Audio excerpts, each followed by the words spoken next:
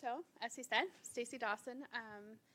I have a little bit of hands-on experience working at the Phoenix Indian Medical Center as a nurse midwife, and then more recently moved kind of to the area office. So I've seen both the bird's eye level and the ground level.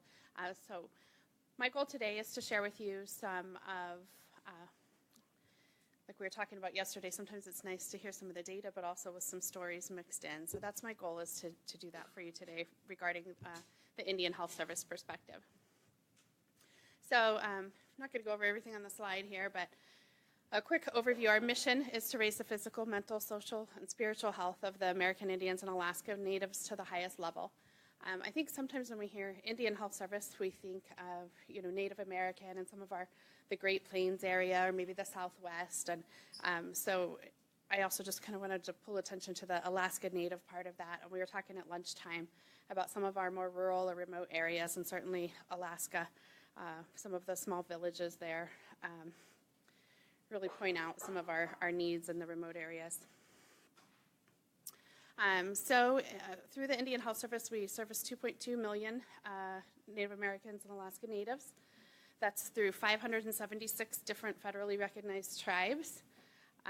And the whole nation is split up into 12 different areas. And so, again, I'm from the Phoenix area, so I'm the orange there on the map.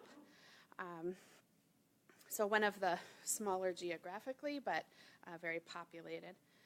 And then it's also important to point out that in Indian Health Service, we work with a variety of different settings. So there's both IHS, federally funded hospitals and health centers. There's also the Alaska Village Clinics I spoke of. We have the urban Indian organizations in some of our large urban areas, and then also some of the smaller tribal health centers, and as well as the school systems that we work with. And then just before I get into some of the other things, I wanted to do a little bit of a sort of a historical look back. And although we talk about Native Americans, it's really important to recognize, because there are 576 different tribes, you can't really prescribe any one set of beliefs or traditions or cultures to Native Americans as a whole, because there are 576 different tribes.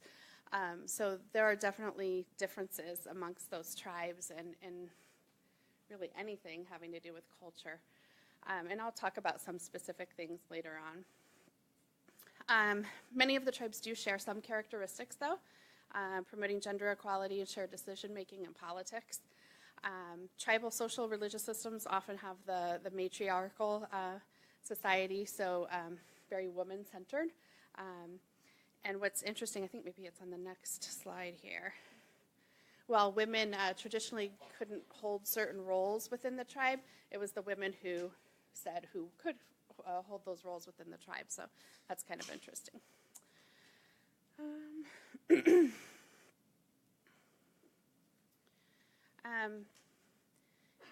It's kind of exciting to be in the maternal child health role within the Indian Health Service, because it is, again, very woman-centered and very focused on maternal child health. So it's an exciting place to be and to do work. Let's flip to the next one here. Again, traditionally, pregnancy and women, because they're giving life, are the real center of the society.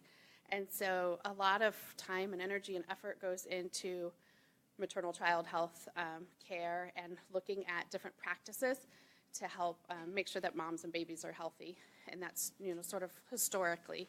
So that's built a good foundation for us currently. And then really, the slide says during pregnancy, but really in Native American healthcare as a whole, you maybe have seen, the wheel, the four areas, and so really just the importance on that mind, spirit, that body connection, so real holistic care. So as a nurse midwife in the Indian Health Service, a lot of that focus on the holistic care. So it's a perfect place for midwives to practice. And so again, pregnancy and childbirth, a very spiritual event. Traditional beliefs, again, not for every single tribe, but for many tribes viewed breastfeeding as, that's what nature intended, and it's very, grounded in nature. and that mind-body-spirit connection. And breast milk was a way for conveying the mother's life story for the rest of the family. And breastfeeding practices were often shared through storytelling. Storytelling is a very traditional Native American way of passing on their beliefs, and I'll talk about some examples of that later on as well. And again, it's kind of a family involvement. So, what was historically is kind of what we're trying to get back to now, is getting the whole family involved. We talked earlier, I think in Dr. Brown's presentation, maybe about some of the trauma, historical trauma and how that might relate to the current day. And so again, with the Native Americans and some of the trauma from the past and how that might interplay with our current groundwork as far as breastfeeding goes. Again, it talks on here about, I'm not going to go into the benefits and stuff of breastfeeding. I think we've done that over the last couple of days. But, there is an increased risk in the Native American population of obesity and diabetes. And so that's part of why we're so focused on it within Indian Health Service. And so recognizing that there is this increased risk and the need for us to encourage the breastfeeding and but also taking into account that historical trauma and how that might impact is important for us. So, lots of opportunities for us within Indian Health Service to promote breastfeeding. And I'm going to go over each of these kind of individually later. But so, I'm not going to go over baby-friendly too much. I know I'm kind of speaking to the choir here. I have it there just in case somebody gets their hands on the slides and doesn't know what baby-friendly is. But again, working through all of these steps to make all of our Indian Health Service hospitals baby-friendly certified. And we did that back in 2013. And I'll show you some data related to that here in a minute. So we've found some things that were successful in helping us to make that happen, and we found some things that are a little bit of a hurdle, some opportunities for growth for us. And so that's mainly what I wanted to concentrate the rest of the talk on today. And again, benefits to moms and babies. So in 2011 is when Baby Friendly was first launched within Indian Health Service. And by November 2014, all of the IHS hospitals that provide obstetric services received designation. Now there's a few quirks with that, I guess. We had a couple of facilities that were providing obstetric services that no longer are. So they were initially certified and now they're not because they don't have labor and delivery services, different quirks like that. But overall, all of the facilities that are providing birth services currently in Indian Health Service are certified or designated baby-friendly. And then in several states there listed, the Indian Health Service Hospital was actually the first hospital in that state to become designated baby-friendly, so that was kind of exciting for us.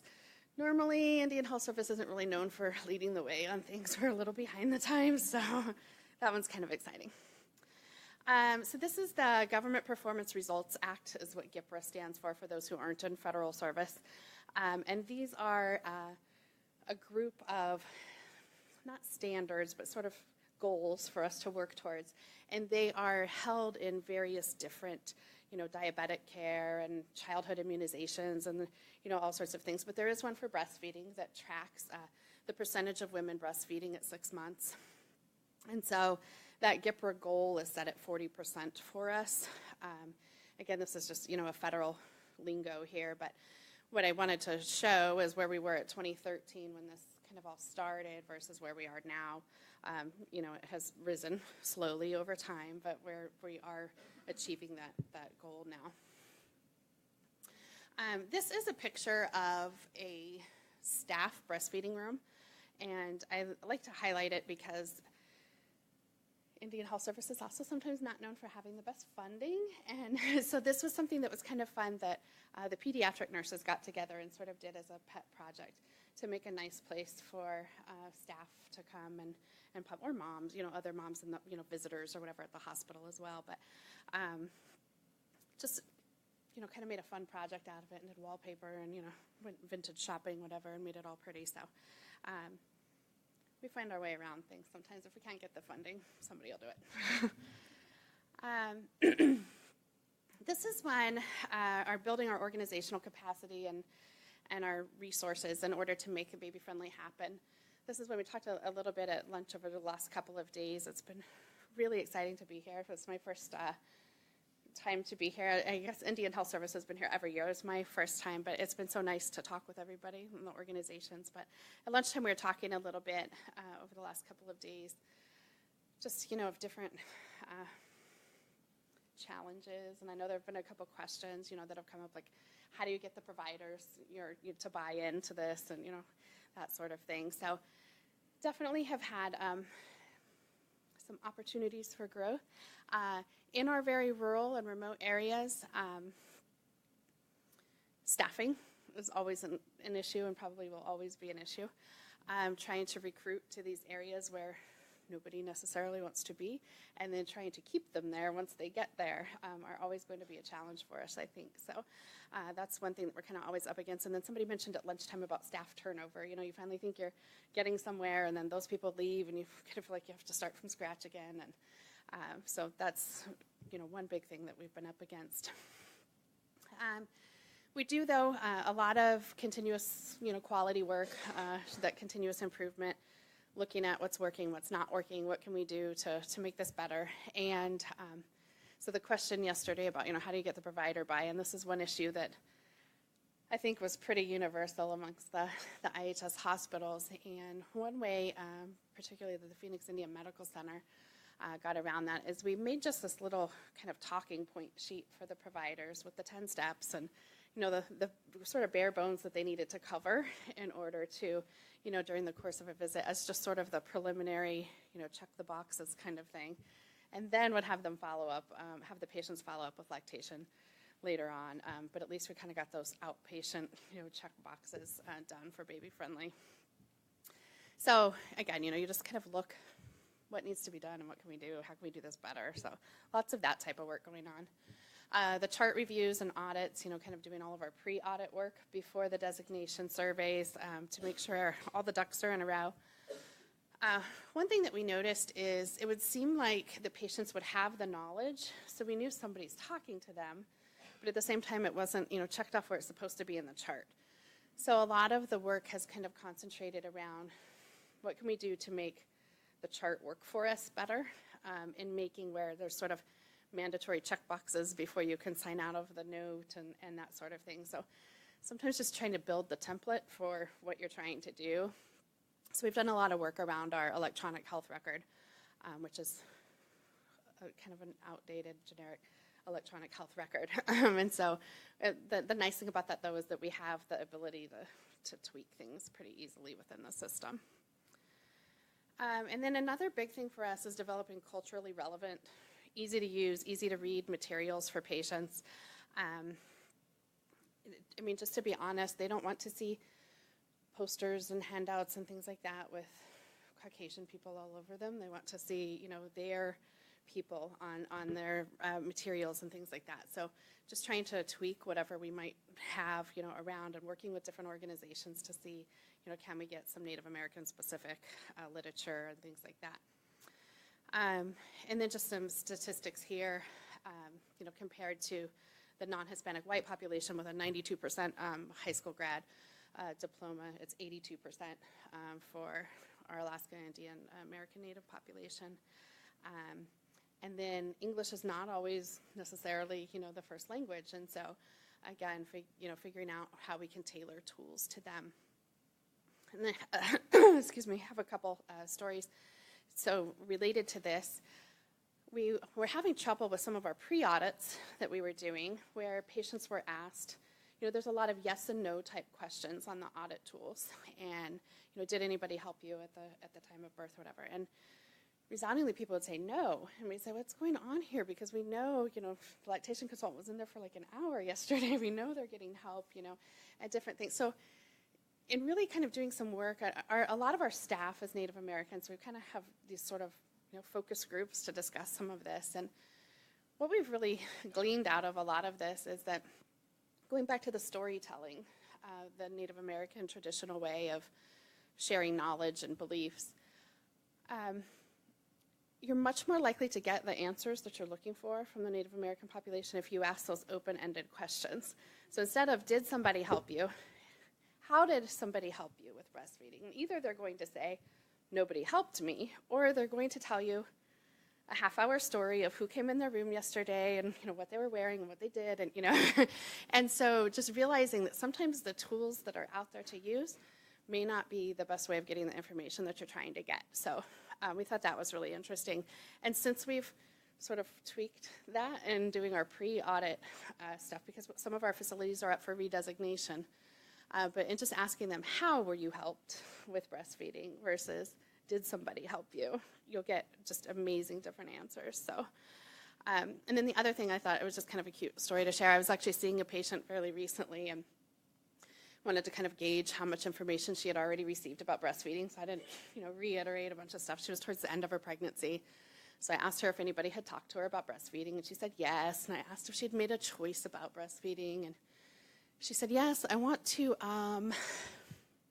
exclusively breastfeed. And so it was kind of neat. She was hesitant. She knew the word. She'd obviously heard the word, but just maybe wasn't exactly sure what that meant. And so again, trying to tailor our language and, teaching with the patients. She knew she wanted to exclusively breastfeed. So something for us to continue to work on. And again, a lot of our work is trying to build partnerships kind of both within our own groups. For example, at the Phoenix Indian Medical Center, we've been partnering with Dental Clinic with all of the research that's coming out about the importance of prenatal dental care for women. So we've kind of set up this little golden ticket system where instead of the long wait in order to get into dental, pregnant patients are given this little golden ticket that they can take and kind of, it's the Disney Fast Pass version for the dental clinic. So, and that's been very helpful in being able to get our pregnant women in for care. So again, sometimes our partnering is within our own little system. Sometimes it might be still within Indian Health Service, but maybe organization or service unit to service unit or service area. For example, somebody mentioned earlier hearing, I think it was Suzanne England that spoke last time. She's from the Great Plains area. She basically does my job for Great Plains area. So, we'll connect on things and say, we're doing this, or we're having trouble with this, or, trying to network to help each other, especially as we're going through the redesignation process for baby friendly. So that's been helpful. And then also collaborating with outside organizations, again, the McVie, the different home visiting programs. Can't stress enough how important the community resources are for these groups, this population that we work with, because, again, it may be 50 miles one way or more for some patients to get to care. And if they're up against economic hurdles or transportation or daycare or, all of these different things that may come up, and they're having struggles with breastfeeding, well, if you don't have gas money or, or if you have to weigh out, well, is it food or gas money? All these sorts of things, and you have to travel that far to try to get help with lactation, what happens? You quit. And so, again, trying to partner with all of these different programs in order to try to get home visiting, lactation services, public health nursing, I'll talk about a little bit later on. Just trying to get all of these resources in place for patients, hopefully there with the patient, taking the services to them versus having them come to us. And I apologize, I actually sent updated, I don't know, I made up an organization, the American Academy of Obstetrics and Gynecology versus the American College of, it's a new one to come. And then the Family Spirit Program, actually on the last slide there, just a plug for them really quick. This is a Native-centric program that, again, it's culturally tailored to be able to provide in-home services as well as, other services for young parents and for those pregnant and parenting. So going back to the public health nursing that I mentioned again, and their importance of actually getting out to the patients for us. There's actually been some funding specific for public health nurses to get different lactation education. We have lactation counselors, and we have some that have actually done the whole, IBCLC thing. So they're at varying levels at this point throughout the nation, but one thing we're working on is really trying to get everybody, with that education so that they can go out and provide, provide those services in the patients' homes and make that, one less hurdle for the patients. And so currently our Parker, in one of the Phoenix service units, they were actually the first site to have everybody complete and have some sort of designation for that extra lactation support. And the rest of us are working on it. And then postpartum discharge, again, in a systematic way. One thing that we've done, when I first showed up at the Phoenix Indian Medical Center, there really wasn't much follow-up for pregnant women. It was kind of, you had your baby and you come back and see us in 6 weeks kind of thing. And, anything can happen in that time frame. So we've really made some great strides over the last few years of getting more follow-up for patients, getting them back in to see us sooner, trying to have a midwife or a provider see the patient when she brings the baby back for the 2-day, 2-week follow-ups. In the pediatric clinic, again, trying to take our services to them versus having them schlep all over the campus with a baby and stuff. We've been doing follow-up, again, not as great as face-to-face, but we don't have the resources to do face-to-face on everybody in some of these locations, but at least doing follow-up phone calls a couple of days out from both one of the labor and delivery nurses who kind of does a postpartum follow-up call, and then the lactation consultant from the hospital gives them a call a couple days out. Again, I kind of stress the plan in a systematic way because we did, when this was first rolling out, you're kind of working out the kinks in the communication, and the patients would be like, somebody just called me, somebody just asked me that stuff. So just to make sure they're not getting bombarded with phone calls and, try to set it up a little more with a little more communication and planning. And then again, I mentioned trying to, this is a little off topic of the breastfeeding, but while we're seeing patients over in the pediatric clinic, we've developed this relationship with pediatrics, and so we're able to do some postpartum follow-up there, but additionally, now we've sort of built this other layer of pediatrics wants us to come over and do like contraception visits for teens. So we're kind of building this relationship with them again to try to serve the patients better. So a little off breastfeeding topic. Again, the community outreach, there's a lot of programs and organizations out there I know that are willing to help, and so part of our job at the area level is trying to reach out to some of these organizations and vice versa, fielding calls from them and how we can all work together to better support our population and get them, extra services. It gets a little bit tricky sometimes with the federal government and funding and, the memorandums of agreement and all of that, but that's something we work through. And then, again, nutrition and trying to build that into everywhere we have the opportunity. We now have a dietitian in the women's clinic, so it's great. She's able to come see the gestational diabetics. She can do follow-up afterwards for breastfeeding, and then really anything else we want to refer. Pediatrics has their own nutritionist now at PIMC, so just trying to embed as many behavioral health we also have now in each of those areas. So, trying to move towards that kind of integrated medical home model. So as I'm sure you're all aware, there's some up-and-coming changes for baby-friendly. And from what I hear, it's going to be a couple of years before these are actually fully rolled out. And there's not major changes to the steps or what you have to go through for them, but it's kind of terminology changes and things like that. But with that comes you have to have all the revised posters in the patient areas and things like that. So again, just kind of a funding challenge and making that all happen.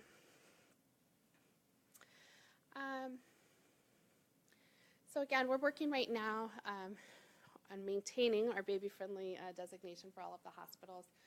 We have one hospital, Phoenix Indian Medical Center, actually in August, is coming up for their redesignation. And so we've been trying to learn along the way of what we can do to make this easier for the other hospitals and share with them. And I know we have White River coming up next year. So just continuing to do the work to make sure that we're not scrambling at the last minute to put all these pieces together, and that it's, something we're continuously working on. And I think that's all I have. And there's a couple of my favorite mom and baby pictures to share.